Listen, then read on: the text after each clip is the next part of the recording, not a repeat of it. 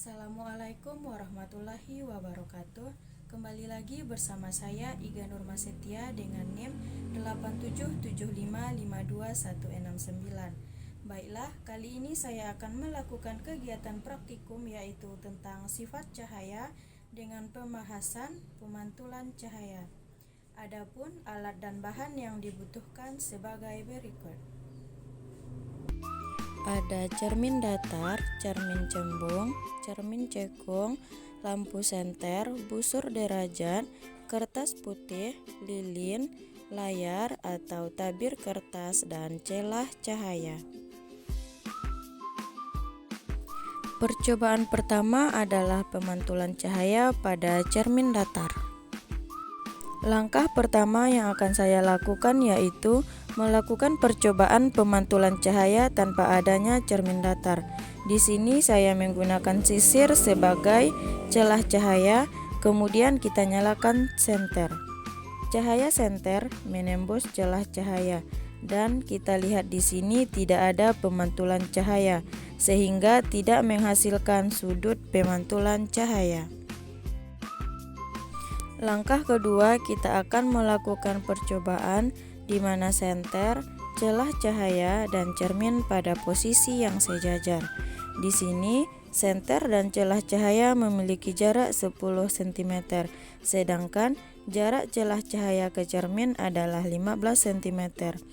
Di sini dapat kita lihat cahaya menembus celah cahaya dan menuju cermin datar sehingga cahaya memantul searah dengan cahaya yang datang dari senter.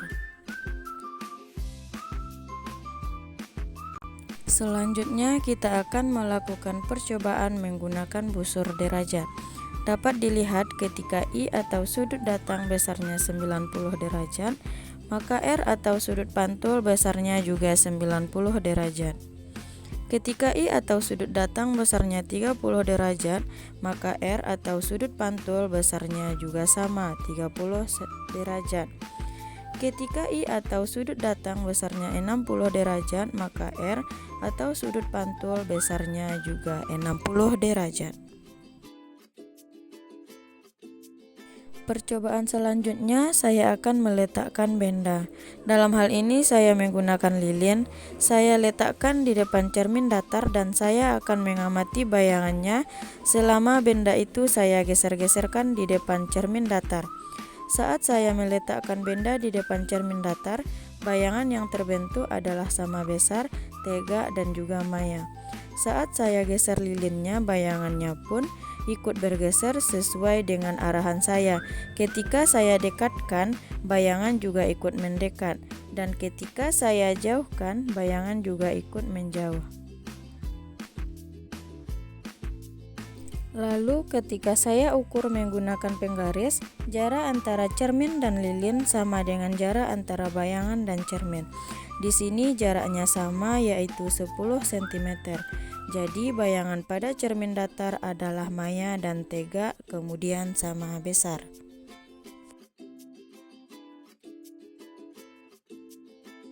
Percobaan kedua, pemantulan cahaya pada cermin cembung. Sebelum menggunakan cermin cembung, di layar tidak terlihat adanya tanda berkas cahaya. Lalu saat kita gunakan cermin cembung dan posisi dari layar kita rubah mendekati arah cahaya lilin. Di sini juga tidak terlihat jelas tanda adanya berkas cahaya karena sifat dari cermin cembung adalah menyebarkan pantulan cahaya.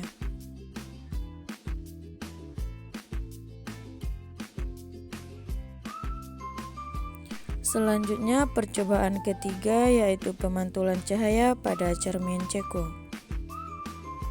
Di sini pemantulan cahaya sebelum adanya cermin cekung dapat dilihat di layar tidak ada berkas cahaya. Untuk jarak lilin dengan cermin cekung yaitu 5 cm dan untuk jarak lilin dengan layar adalah 30 cm.